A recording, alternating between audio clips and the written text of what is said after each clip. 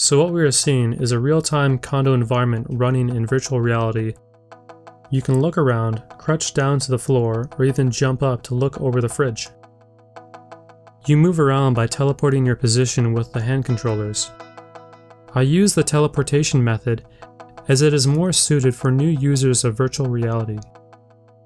Doing so, you are much less likely to feel motion sickness, but at the same time, it can be rather limiting for people with more experience using virtual reality.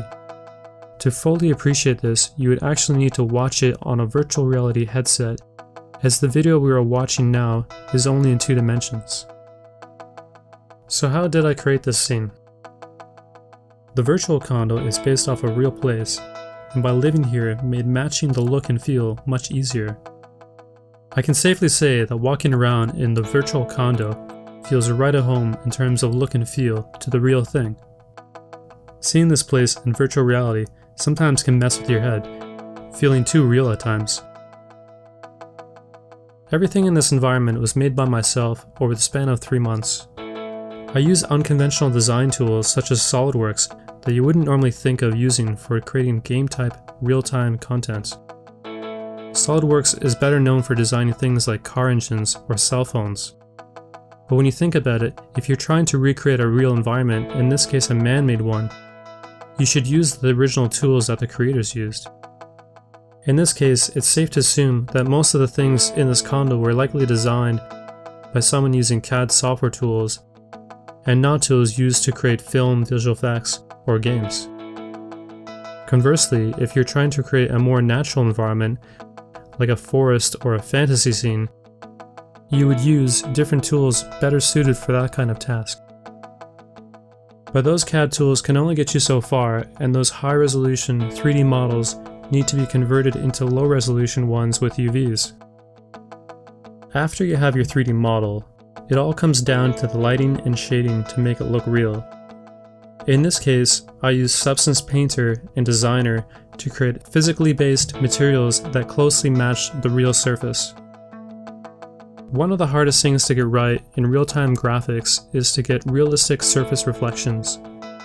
Not only that, but reflections in general are very computationally expensive. But it is necessary to get them working because real-world materials, from metals to shiny plastics to hardwood floors, reflect light in various different and sometimes subtle ways. Your material shaders will never look right unless you have the correct lighting and reflection models driving them. So what are my predictions of VR in the future? Right now, there's a lot of money being invested into virtual reality by large tech companies. Their current focus is on mobile VR and mixed reality. They forecast that VR will be mainstream in roughly 5 years from now. I think that their prediction is off by another 5 years from where they expect to be. In my opinion, it'll be about a decade before mobile, virtual, and augmented reality headsets are technologically working good enough to become mainstream. The main limiting factor stopping VR from being everything we want it to be is the raw computing power needed to process the graphics. Right now, high-end gaming PCs can barely handle the frame rates needed to drive current generation headsets, and current headsets are still lacking in resolution. Thanks to cell phone technology, small LCD screens used in VR have gotten much better over the last couple years. I think that in 5 years from now, we'll see VR headsets connected to computers at resolutions high enough that we no longer see individual pixels, and the computing power to run these screens fast enough for VR. Looking through the goggles, you'll have an all-encompassing image as sharp as current computer screens we have now. 5 years from now, we'll start seeing VR on PCs that start looking convincingly real to our eyes and indistinguishable from reality.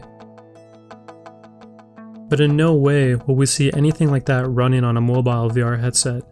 Mobile virtual reality and augmented reality in 5 years will start being capable of displaying graphics we are currently running on PCs right now.